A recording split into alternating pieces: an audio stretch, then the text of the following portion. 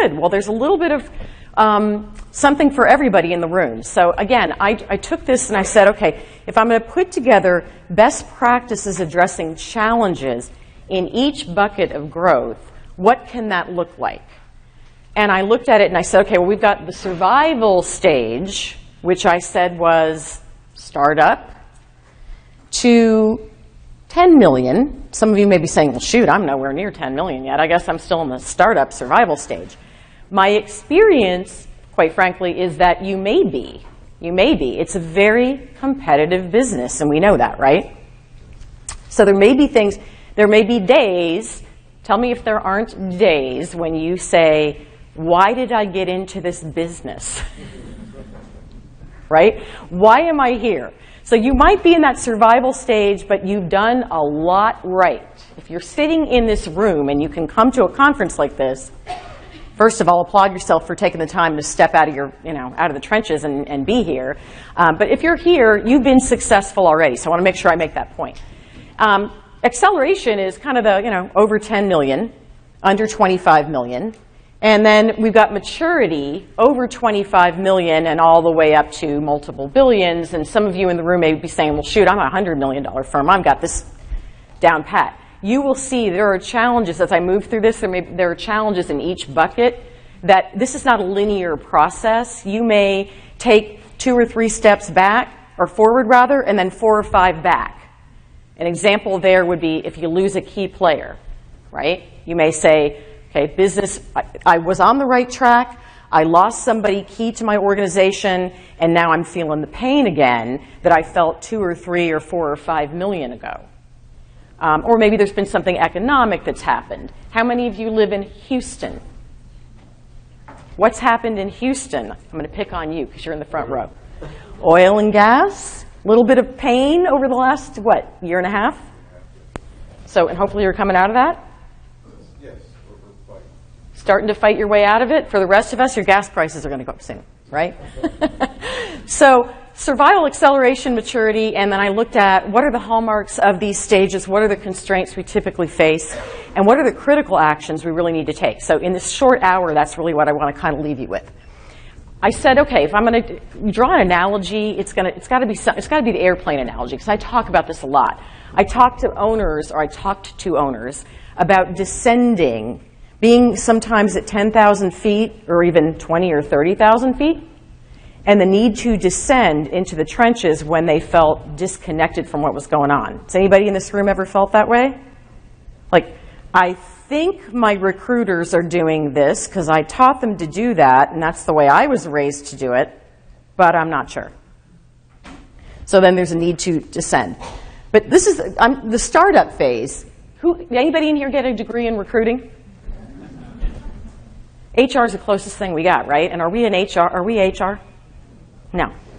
So most of us started, and again, this is in my experience, most of us started as recruiters. Who started as a recruiter in the room? Okay, and then you said, or maybe somebody recruited you out of retail or retail management or out of the restaurant hospitality business. There's a very specific individual that can do this, and we're kind of crazy. So, that's probably why there's no degree in it. So you fell into the business somehow. You probably, if you started as a recruiter, you probably said, I'm doing this for somebody else. I've learned a lot of good things. I see a lot of mom and pops out there. I can do this. All I have to do is hang a shingle out in front of my house or in my garage. Anybody start that way? You rented some Regis space? You're laughing. I know you can relate, right? So I can do this myself. We're not going to spend a lot of time in startup because we've got too much to talk about, and we could talk about that all day. Survival, again, 1 to 10 million. Let's say you're beyond the $1 million mark now. Your business is established, and again, you're already successful. You're already successful, but how do I get to the next level? Acceleration to 25, and I talked about maturity over 25. So I'm using the airplane analogy, right? I'm on the ground. I'm at 10,000 feet, perhaps, and I want to now take my business further because now I'm feeling really good and I'm making some good money. If I'm in the 10 to 15 million range, now it's like, what else can I do? For a lot of owners, unless you have a different strategy, and we'll talk about that. And then maturity. So let's talk about the survival phase. Hallmarks. The owner is the business at this stage. Anybody feel like you really are the business? You can just go like this, because I know you don't want to tell your competitors that. But really, this is, what I hear a lot from owners in this stage is, I'm living on an island. By the time they call someone like me, I'm taking my BG hat off now and I'm putting my consulting hat on. By the time they call a consultant, it's usually because one of the things they don't know, they figured this out, right? And they've been successful. But what they've also learned is they're living in a vacuum and they don't know if what they're doing is best practice and they want to grow. So come out to see me, look under my hood, tell me if the way I'm operating today is best practice. And that's a very smart thing to do. But at this stage, usually what whoever's consulting with you is going to find is that you're the business, there is no strategic plan. It may be, the growth plan may be there, but it's probably in your head. Can anybody relate to that? I've got a plan, but again, I know no hands are going to go up because no one's going to admit that. Decisions are made very rapidly and on the fly and based on customer situations. For example, a customer at this stage, you may allow a customer to drive your price down because maybe that customer is a big, big piece of your portfolio. Maybe over 50%. I've worked with firms where 80, 90% is one customer. So you got some vulnerability there, right? But you make decisions on the fly. They're not always the best decisions. And you don't know if what you're doing is best practice. Culture's emerging. I see two cultures over the years, two types of cultures. I call the first the high-performance culture, and I've had a lot of training material I've used over the years on that one. High-performance, metrics-driven, owners usually been raised in the owner's an alpha, male or female, been raised in a competitive environment, maybe worked for a national firm where metrics management was a big piece of their own success before they started their own firm. So they're coming in with what they know to be best practice from when they were a recruiter in a large firm. Could be 10 years ago, though, 15, 20 years ago. So that's the call that I usually got. Look, we're already successful. Come in and help us understand if what we're doing is emerging best practice, because we already operate high performance. Revenue's up, gross profit's up, expenses are managed appropriately, and I'm making really nice money. If I'm the owner, I'm skimming $1 million or more off my business every year potentially, and I'm feeling really good about that. But I'm an alpha, so I want to grow it. So that's the high performance culture of competitiveness, fun. Anybody feel that describes in part or in full your business? You running a high performance firm? I see people nodding. Okay? I mean, the proof obviously is going to be in the results. Then there's the culture of nice. And the culture of nice, when that emerges, that's typically a really nice person who's at the helm, who may be all the things I talked about earlier, but is just really nice and doesn't want to drive people out the door, so doesn't necessarily manage to metrics the way he or she should. And so that culture, again, if it's firmly established, when you try to turn on and turn up the volume on metrics management in a culture where you've had people not run that way, can that be challenging? Right. It can be done. It can be done, but it's there's some growing pains you have to go through. So, and there's usually no standardization of process. You have people kind of doing their own thing, because what's happened is the owner has said on a case-by-case basis, as they're dealing with recruiters and sales reps, if they have them, where they've dealt with challenges, here, do it this way. Or the sales rep said, or recruiter said, I want to do it this way. Here's my challenge. I had this challenge with this customer on this bill rate, or this attempt to hire terms and conditions, whatever it may be. Here's what I've created. Good? And the owner is so busy, he or she says, yeah, fine. Or worse, they don't tell you. They get in and they kind of do their own thing. And because we don't have robust training, typically at this stage, people are kind of running rogue, doing things the way they want to do it. So people, process, and technology is how I identify these, or how I bucket these constraints. So at this stage, the owner gets to the point where he or she is out of bandwidth. This is like, you know what, I'm working as hard as I can't do any more, I need help. Anybody ever felt like you need help? I need help. Like every day, I can't do all this, I've got back office stuff to manage. That's been fun the last year, hasn't it?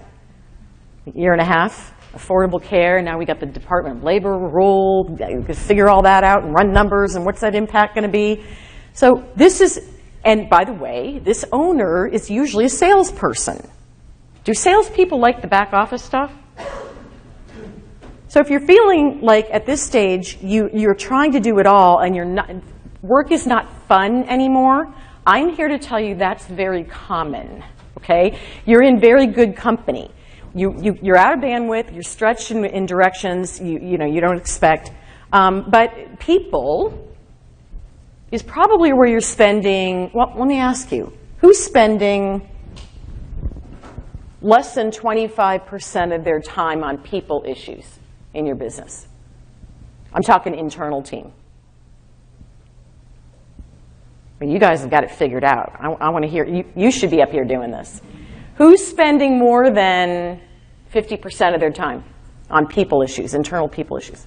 Who's spending more than 80% of their time on people issues? A couple hands go up. What I found was, if we want to drive a culture of high performance so that we have repeatable, sustainable growth over time and we can scale our business, we have to hire a certain person, and that kind of person can be a little high maintenance. So as we drive a culture of performance and we're hiring people that are very competitive and want to get the job done and help you scale the business, those people come sometimes with challenges. And the owner, this is where the owner who maybe spent 25, 40, 50% of the time managing internal staff spends more time, exponentially more. And as your team grows, you're going to spend more time on that. So what do you have to do at this point? Well, you got to take a strategic approach to hiring. You first have to figure out who is my ideal hire. If you don't have that defined, please go define that. Your culture has probably already been established. You know what works in your firm, and that's going to be very different potentially from what works in somebody else's firm, because you as the owner have very distinct ways of the way you want to approach your market, and that's fine. That's fine. You've been successful. Who should you hire, and what should that look like? So modeling your top performer is part of it, but it may not be just performance-based. It may be who defines our culture, who takes our message to market the way I want it taken to market, with candidates and with clients. Who does that very effectively? It may be your top performer, or it may just be a B+ player that, your top performer may not do those things the way you want that done all the time. So look beyond just that A player. Say, who is that person? And I got to replicate that person over and over and over again. So now I have to be strategic about how I hire. It can't just be, come on in, oh, you look like you'd be great in our business. Sit down and get on the phone. Who's hired that way? I know I have. Yeah, I was going to put you in front of a client, but I want you here. So sit down, just get on the phone, and we'll talk in a couple days about how it's going. That's how we hire. So, and we shouldn't. We need to be strategic about it. So, repeatable hiring model, ideal candidate profile. It's going to look different in every firm. Some similarities, but different, perhaps for you than your competitor next door. Compensation planning is another big piece of it. So, with respect to people, I need to do some standardization even at this early stage. And the firms that do that are under 10 million are the ones that are beating their competition. The ones that are looking out in front and saying, you know what, I'm not going to hire that way. We've got a very distinct culture. I'm going to put my spin on it, and we're going to do a job description that works for me. We're going to ask some good behavioral questions. We're going to do some assessments that I believe, and I've validated in my firm, are the right ones. I'm going to have multiple people talk to this person, not just on the management side, but I'm going to have peers talk to this person.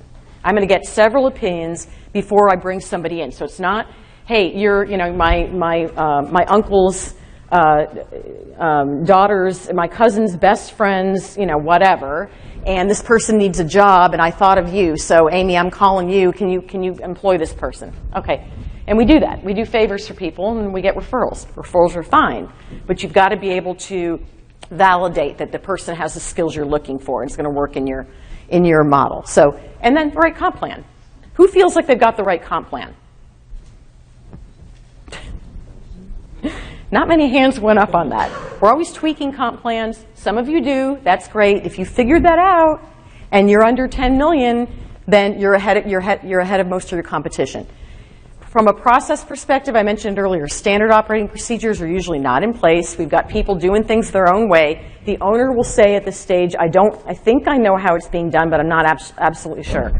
So standardization of recruiting process, sales process, metrics management, and training. Those 4 things you have to start thinking now about investing in. Training, for an example, might look like, at this stage, something online that you can buy cafeteria style and not a custom training model, which is very expensive and probably not necessary at this level of growth.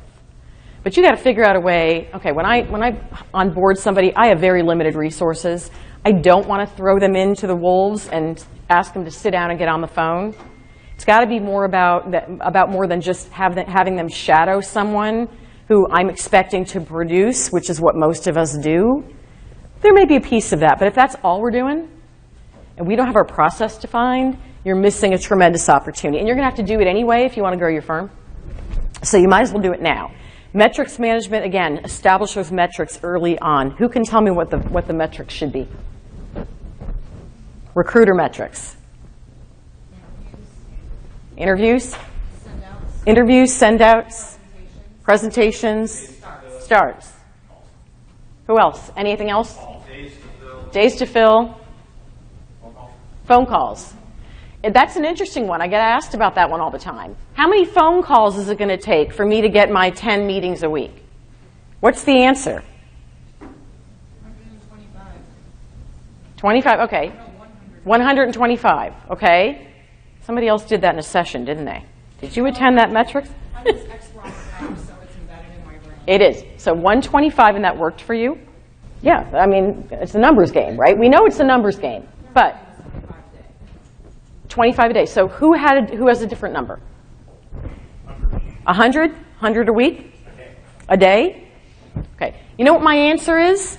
When I'm training people and they ask me that question, depends on how good you are. I don't know. I mean, I can give you a round number, but at the end of the day, it depends on how good you are at getting somebody to connect with you and set a meeting. Set 10, 2 are going to cancel every week anyway at minimum, net 8. Good start, but put those metrics in place and start measuring. What about on the sales side? What metrics on the sales side do you want to put in place? Gross margins. Margins. It's a good one. You want to set your floor, the absolute least you will accept. This is what the large firms do. Don't wait till you get large. Do this early and you'll get large. Set your floor, your acceptable gross profit floor now. What else?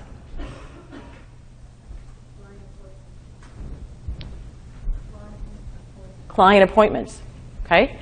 And beyond just the metrics, how you want that meeting conducted, that's a whole nother thing, right? That goes back to training. Because you don't want your reps selling the same way everybody else does. Hi, it's Amy, can I get an order? And this is what they tell us, and I see it all the time. It's completely self-serving. You probably don't want that. You probably cringe if you saw what some of your reps are doing in front of customers if you haven't done any investment in training. So the training could be very vanilla, or parts of it could be vanilla and online that you buy from any number of these suppliers out here that are offering training. And then there's going to be a custom piece. So you'll want to get that SOP outline done. Start that now. You'll expand it over time. But for each phase of the recruiting process, Have your way of doing it defined. And for the sales process, the same thing. So when you bring somebody in off the street, hopefully you've vetted through your new hiring model, you actually have a training model that you can put them through. You have your SOP for how we source, how we screen, how we select, how we hire, how we onboard, how we retain, all of those pieces. Same on the sales side. How do I prospect? Well, do you have a target account strategy? Who are you selling to? What's going on in your market? We could go on and on about this. I don't want to get too far off track, but make sure that you do the training. So this is really, if you're going to have to do this anyway as you grow, so you might as well do it now.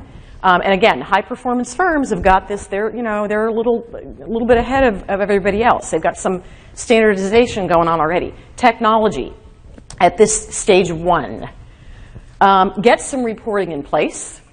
Usually what I see is there's no visibility to the business. When I ask for financials, someone says, well, I can run, the response I most often got was, I don't have it pulled together, but I can get it for you. Have it pulled together. As the owner of your business, you've got to figure out whatever system you're using, start creating a financial P&L, if you don't have one, a bona fide, generally accepted accounting P&L at this stage, because you've got to be able to have visibility to every stage of your business.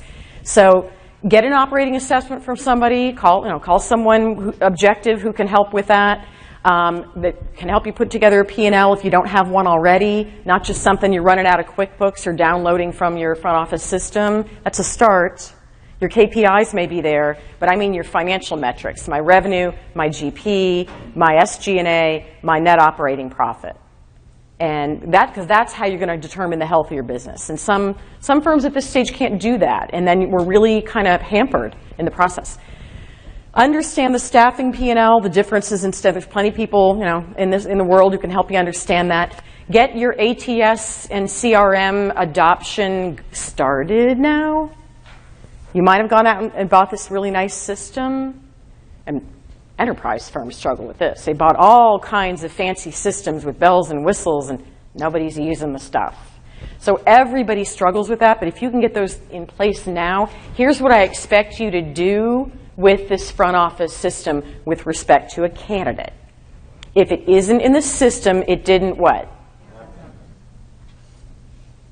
So get that in place now. Same thing with the sales reps. You need some visibility to their pipeline. You need to understand, what does the pipeline look like? If you don't have the CRM embedded in your front office system, you have to go either buy it or create it manually, and you can do any number of those depending on the budget and the investment you want to make, but you got to see it. You have to know what the pipeline looks like so you can forecast the business. These are the best practices. Get a lead generation strategy going. At this stage, 10 million, a lot of my clients were tapping somebody internal. There's probably been a lot of conversation at various sessions about this, who's really cool, really does good things from a lead gen perspective and loves social networking. Anybody have one of those in their firm? Someone who's like a social networking guru? It might be a recruiter, it might be a sales rep, and you're saying, well, I want this person to produce, not do that. Okay, well then hire somebody else that this person can teach.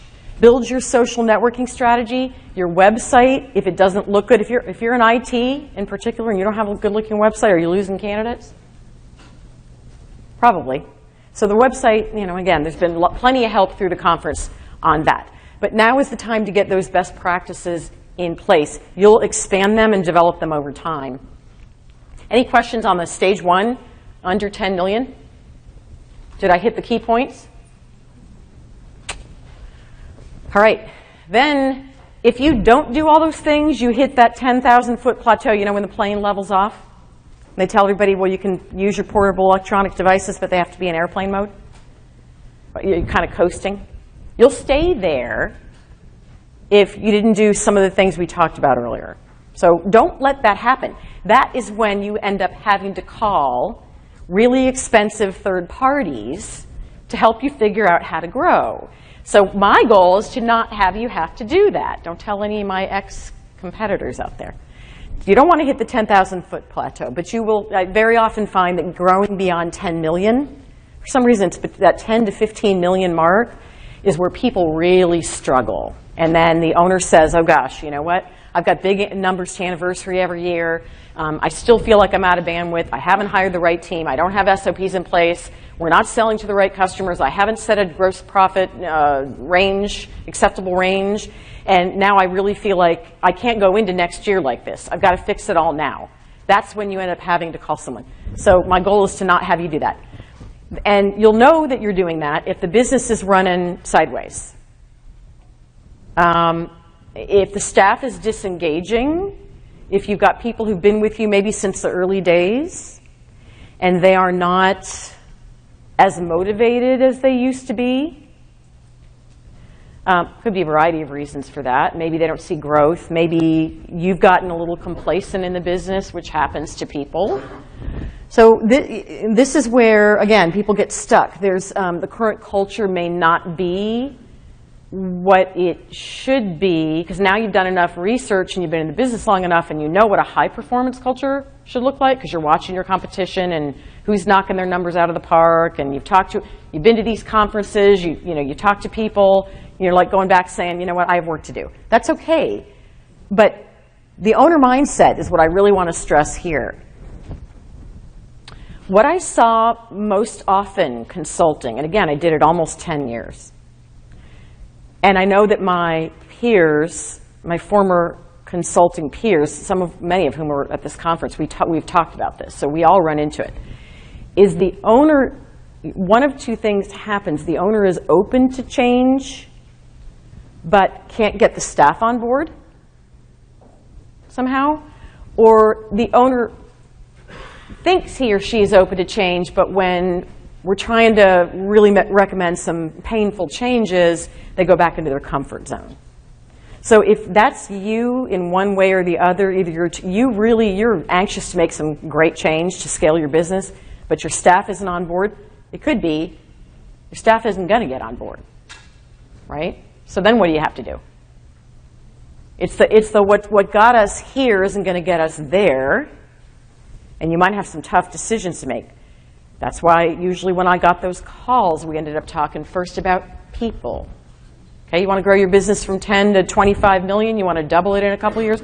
Let's talk about who's on your team. And usually, I would find those people are very tenured. They've been with you for a long time, but there's maybe one or two on the team that you're on the bubble with. You're like, I can't get this person out of their comfort zone, and I just am not feeling it. I'm not feeling like this person's going to help me get it done. So again, if you let that go on, you're probably going to stay flat. So I don't want you to do that. So think about, if I'm open to change but my staff isn't, then I have to make some hard decisions. If I think I'm open to change but I'm in my own way of change, because on some emotional level I'm resisting it, usually that's I don't want to step out of the business and allow people to run it. That's very hard. That's very hard to do. And I get it. But it's also maybe necessary to growth. So how do you break through? I kind of got ahead of myself. Again, operational assessment, look at those high-performance firms, look at who's doing what that you want, who do you want to be? Huge. This one is huge. We have survey after survey that validates. Don't try to be all things to all people. Stay in your lane. When you get a request for widget makers, and you're not in the widget maker business, but you want to say, and your salespeople are going to do this, they're going to push you into the widget maker business, even if you're not there, and they're going to convince you, this is the right opportunity, I know I can do it. I know we're in the light industrial space, but I know we can fill IT positions. Not so much. So you got to contain that. If the market knows you as an LI firm, capitalize on that. Figure out what you do in light industrial that's better than your competitors. Figure that out, but stay in your lane. Niche is better. It's always better. It's also, by the way, better for valuation down the road. It's better for valuation.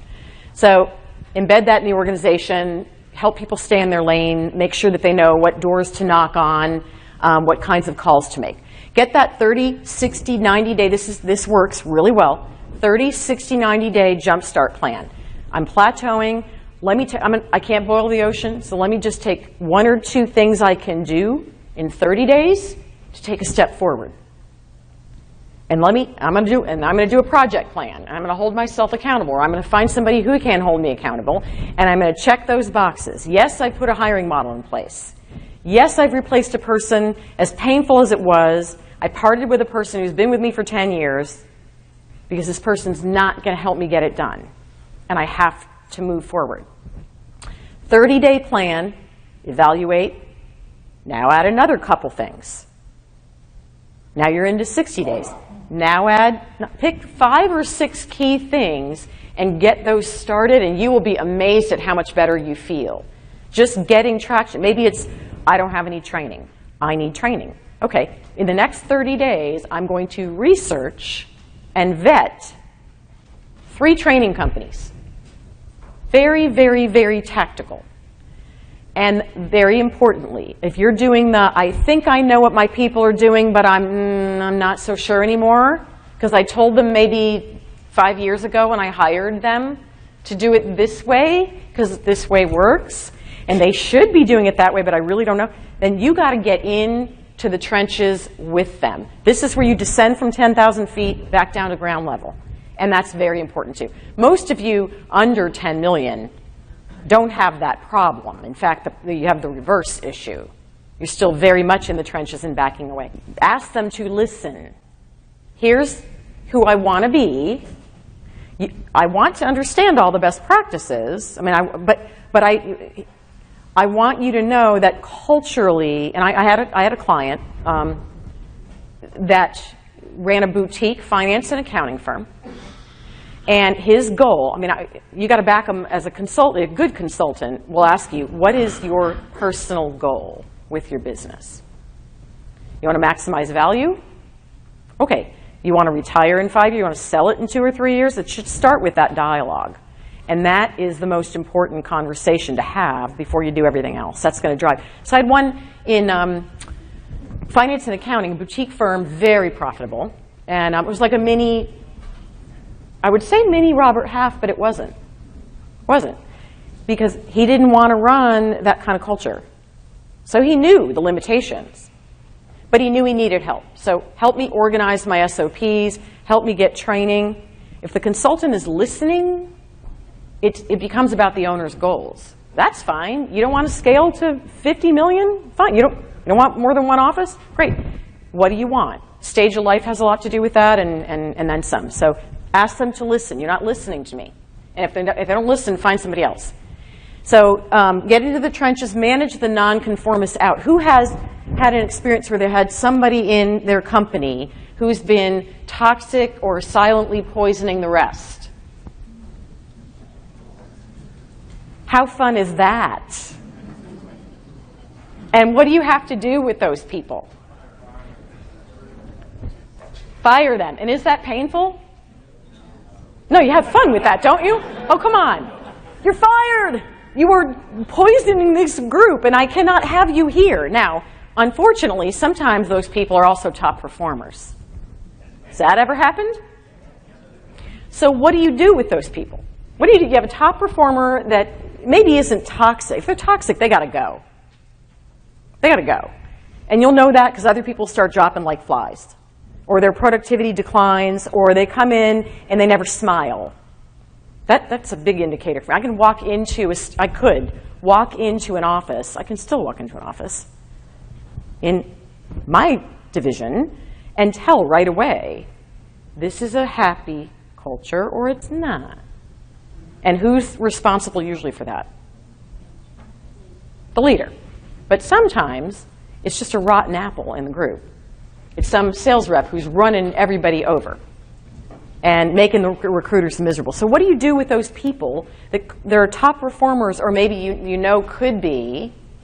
You're not ready to fire them yet at this stage.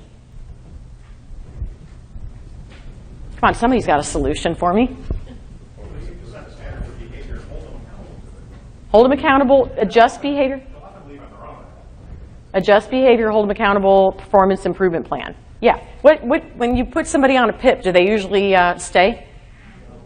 No. Although I have seen 2 people in the last year, because our automatic, response, I did the same thing. Our automatic knee-jerk reaction is no. You put them on a PIP, you're giving them 30 days to find a job. I've seen 2 people actually turn around. So keep that in mind. If the goals are fair and they're just and they're right, and if it's behavioral, maybe you can invest in some coaching. So there's a number of ways you don't have to fire everybody, but at the end of the day, if they're going to conform with what you want to grow your business, then you got to top grade the talent. And that's a whole nother exercise. Who's been through that? Modeling the right hire, and we talked about some of that already. Okay, acceleration, 10 to 25 million. Hallmarks of this stage. Culture is firmly in place. It's going to be very hard to change a culture now. If you're at, growing to 25 million now, you're doing a lot of things right. It's high performance. SOPs are in place, but they may not be current best practices. So again, you want to refresh those and make sure. What's an example of something that could be holding you back with your standard operating processes in recruiting? We've heard a lot about it at this conference. What could be a little old school that you would need to change in your recruiting model? I heard a couple things. Accounting software. Okay, good. Accounting software. What else? Lack of technology, or not current technology. And that's a constraint, right? So, face the music on some of that and say, look, I don't know if robots are going to be doing the job anytime soon. He was amazing, wasn't he, that keynote? He had us way out in front. But I do need to know, I need to recognize that technology is moving fast, and whether it's my back office or my front office, I've got to keep pace with what that is.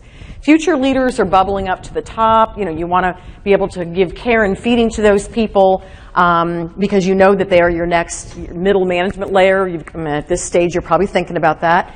If you are a partner, if you're an owner that has a partner, anybody in that situation here? It's not just you, it's you and somebody else? Okay. Your partnerships, you could be getting to the point where you want different things. Has that ever happened to anybody? Okay, so you know what that's like, and that's a huge distraction from the business. So make sure you stay connected to your partner, make sure that you keep the dialogue open and that your goals are aligned, because I see that as a huge constraint here. Maximizing value, your exit strategy, you might be succession planning, but very much it's look, we've been very successful. I've got to make sure we don't fall into one of these traps. So that's what you want to take away from this. In the people area, larger staff, more headaches. It's not 20% anymore, it's moving up in terms of your time spent on people issues. Yeah, it's a good question. It's going to vary so much by sector, because I'm going to see more in a professional staffing environment where margins are in the mid to high 20s and there's perm layered in, and we've got an overall margin of maybe 30. We have more to play with. Light industrial, the lowest margin business, and it's, I'm here too, right with you. I know a lot of URLI firms, you're not going to have as much flexibility to hire, unfortunately, unless you do some creative things to try to boost that. But, I'll see in a professional firm at 10 million, 8 to 10 people, professional staffing, and that's just a loose number, but again, it depends, so much of it depends on margins and the availability of skills and so many other things. So talent development, that's where you want to be living now. If you got to create a bench for the next level of management, who's going to move from those sales jobs into those branch manager jobs, because now I have more than one office? And I need to be able to be thinking about who's going to run those. Accountability to metrics, I need somebody to hold the recruiter team accountable because it's gotten big now. I can't do it anymore. I'm way out of bandwidth. It has to be somebody else. So I've got to put a manager in place. Adherence to SOPs, that's a challenge at every single stage. How fluid are SOP changes at this stage? Fluid meaning what? I want to understand. Open to change by the key managers or whatever. I've seen a lot of resistance. In my consulting days, a lot. And that kind of goes back to the nonconformists. If people aren't going to get on board, when I tease people about it, I'm like, you want to be labeled an old dog who can't learn new tricks? And I can say that because I'm an old dog too. But if you're not willing to evolve with the times, it's going to hold you back, and you really got to be able to do that. Am I answering the question? No, I'm not. The owner sets the vision for the company. Right. And if he or she is the designer for their company, you can design it through procedures and policies and systems. So my question is, how open, what's the best practice as far as changing the systems and policies and procedures that the employees of the company or people are As you get bigger, coming to conferences like this, seeing what's out there, comparing it to what you're doing today, creating a budget for capital investments and new systems that are going to support driving better, more effectiveness. And it's always about effectiveness and efficiency. So take everything and bucket it in one of those two and say, okay, are we as efficient here as we could be? And if not, if your sense is that you're not, this is where you get that kind of education. Online research, but you have to do the research, really. And again, look at what some of your competitors are doing and you're running into in the market, or your team's running into, and what they're doing. That's going to be helpful. Make it fun. Contests, I mean, this is at any level of revenue. Have the contests, have the rewards, have the consequences in place. They're a lot harder to enforce than the rewards. But the gift cards for meeting sales contests, I mean, we saw some cool stuff in the last couple days. The bullhorn, what's the bullhorn tool? Sales duel, right? That's one. And then there was fantasy sales team. I mean, look at all that stuff. Be aware of what's out there. You can create your own too if you don't have a budget, but know what's out there. Do something fun. Pat people on the back. They'll never say, we could have a whole session on this. They'll never say they need it, but they appreciate it. And it really does make a difference. Because we do a lot of beating them up over metrics, so we have to do a lot of reward and recognition for things that are going right. But in the people area, larger staff, more headaches. You can expect a larger staff, you're going to have to spend more time.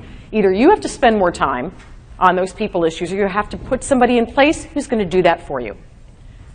Process, key constraint, insufficient planning and standardization is most often what we see here. We're not taking enough time to work on the business. We're still working very much in the business, and that will limit your growth. So again, that kind of goes back to put the right team in place that allows you to step back so you can be strategic and work on the business. Very hard to do, but necessary. I don't care if you need to step out with your key members of your team for 2 days and get in a room. I mean, get it done and make sure you're revisiting that. Whoops.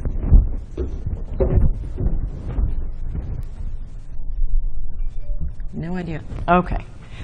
Make sure that you're revisiting that routinely. Revisit it at least semi-annually and quarterly if is ideal. Larger staff, more headaches. We talked about that. Insufficient planning and standardization. We talked about that.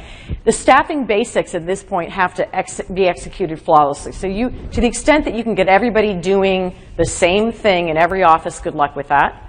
But it's a work in progress. You'll be working that routinely. Sorry, guys, I don't know what's happening with the slides. Let's see. I may have to stand up here. Okay. Technology. We've outgrown our technology. We talked a little bit about this. It's very common at this stage. You really have to upgrade or convert and understand that the efficiencies or inefficiencies are constraining growth. Get educated on, I guess we're going to do flashing slides here. Get educated on integrated solutions, ATS, CRM, we talked about that, and vet and select solution. Okay, now I've hit 25 million. Now I'm really rocking and rolling. Now, by the way, I've got some swagger. Over 25 million, this is what I most often saw. I would get calls. So yeah, we're about 30 million, 35 million, 40 million, 50 million. There's a definite swagger, and it's well deserved. But it's the what got us here won't get us there, right? So I'm guessing if you're at this stage, you want to grow beyond 25 million.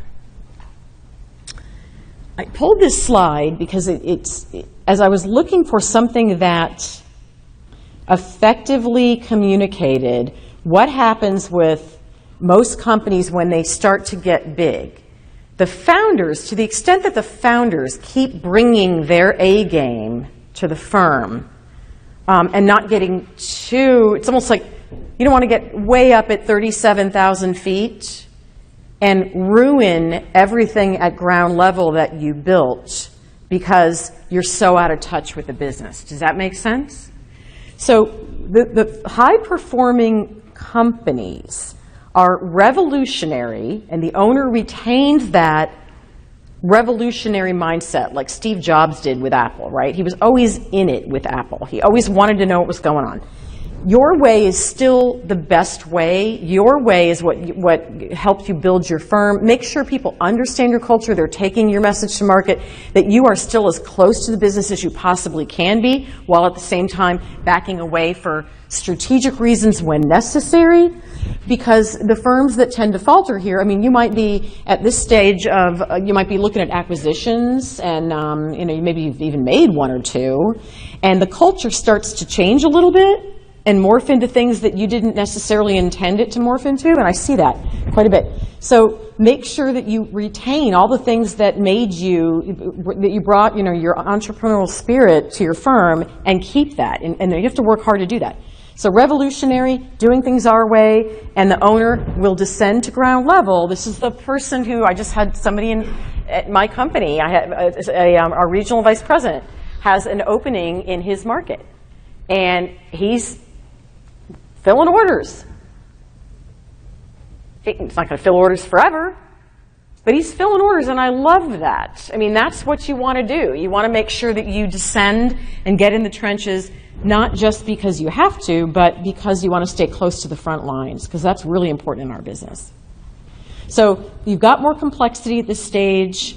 You've got challenges that you certainly didn't have when you were 10 and 15 million. And if you want to get to 50, 100 million plus, and again, this is not a linear thing. Again, if you're over 100 million in the room right now, you may be saying, I still have those challenges that $10 million firms have.